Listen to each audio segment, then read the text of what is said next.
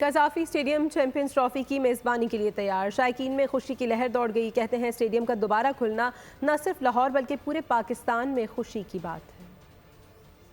मैंने आरिफ लोहार को बहुत ज़्यादा एंजॉय किया था।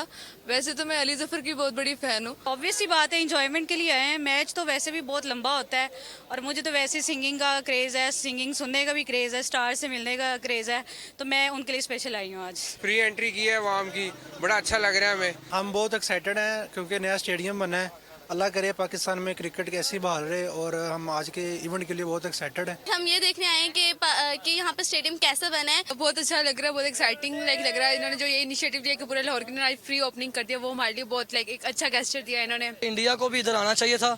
मोहसन नकवी ने जितनी मेहनत की है, इस सारे इंतजामात में हम उनको जो है ना वो सल्यूट पेश करते हैं। हम पाकिस्तान को सपोर्ट करने के लिए बैठे हुए हैं। हम साबित करते हैं कि ये पाकिस्तान एक जिंदा दिलाने मुल्क का, ये जिंदा दिलाने लाहौर है यार। सब्सक्राइब करें और बेल दबाएं ताकि कोई खबर रह न जाए।